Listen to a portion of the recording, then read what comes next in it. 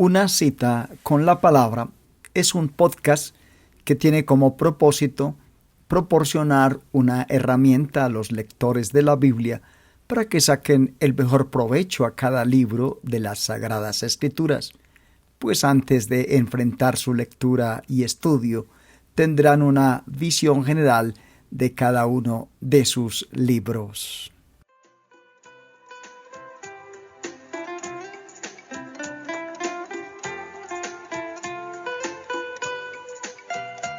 Bienvenidos a nuestro podcast.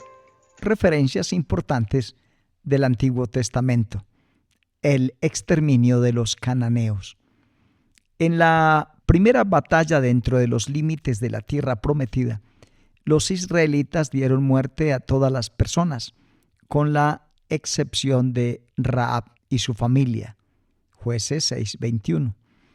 Este exterminio total de todos los habitantes de la ciudad de Jericó fue llevado a cabo en sencilla obediencia al mandamiento del Señor. El Señor había mandado que todos los cananeos que vivían dentro de los límites designados de la tierra dada a Israel debían ser exterminados.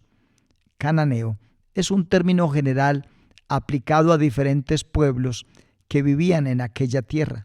No se les debía mostrar misericordia alguna y no se debía hacer con ellos ningún tipo de tratado. También debían destruir todas sus imágenes e instrumentos religiosos. Estos pueblos habían sido señalados para una destrucción total y absoluta. Josué y los israelitas debían obedecer el mandamiento del Señor. Algunas personas han puesto en tela de juicio la moralidad del mandamiento de Dios de exterminar a los cananeos, pero las Escrituras y la arqueología justifican este mandamiento. La sociedad cananea se había vuelto terriblemente degenerada. Sus pervertidas prácticas religiosas los habían contaminado hasta tal punto que su iniquidad era insuperable. Génesis 15:16. Adoraban un gran número de deidades caracterizadas por una conducta malvada, lo que a su vez dictaba la conducta de los cananeos. La brutalidad, lujuria y disolución de la mitología cananea es muchísimo peor que cualquier otra cosa que se encontrase en el Medio Oriente en aquel tiempo. Y la característica asombrosa de las deidades cananeas de que no tenían ninguna especie de carácter moral, tiene que haber incitado a los peores rasgos en sus devotos e implicaban muchas de las más desmoralizadoras prácticas de aquel tiempo, como la prostitución sagrada, el sacrificio de niños y el culto a la serpiente. La religión cananea era básicamente una religión de fertilidad. Por cuanto era una sociedad agrícola, los cananeos estaban interesados en la fertilidad y la producción. Sus dioses como El y Baal y sus diosas como Asera, Anat y Astarte eran deidades de la fertilidad cuyas actividades afectaban a las cosechas y a los animales.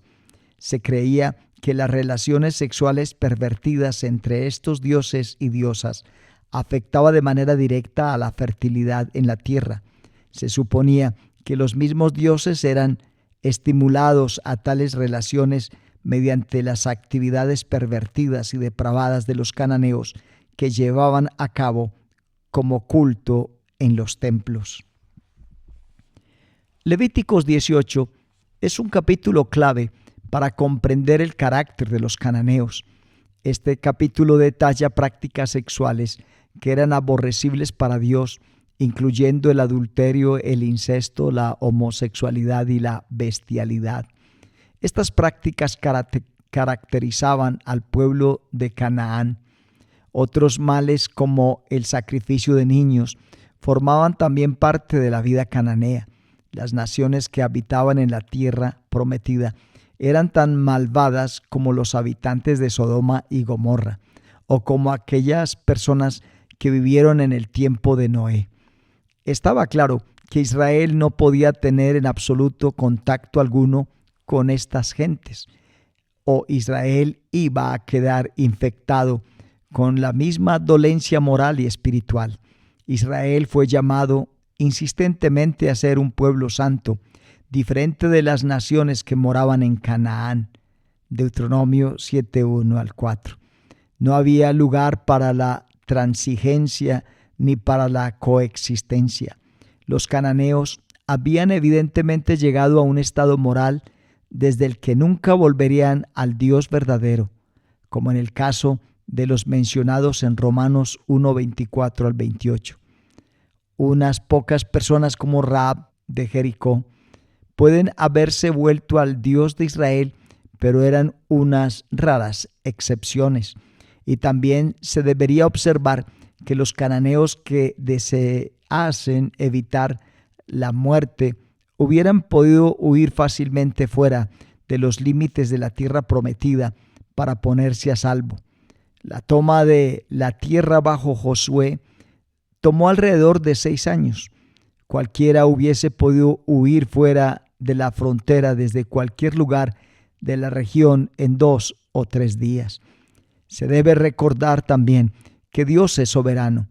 Él es el gran creador y puede hacer lo que le plazca con su creación. Él tiene derecho y poder para tratar con aquellos que violan sus santas leyes. Dios es santo. Él demanda que el pecado sea castigado. El Señor se reserva el derecho de castigar el pecado allí donde se encuentre, tanto si se trata de la destrucción inmediata de una ciudad como de la condenación del pecador en el juicio final. Es solo por la misericordia y la gracia de Dios que se le permite a cualquier pecador que viva su vida hasta el final. Esta es una referencia importante y final de las referencias del Antiguo Testamento, en este caso, la destrucción de los cananeos.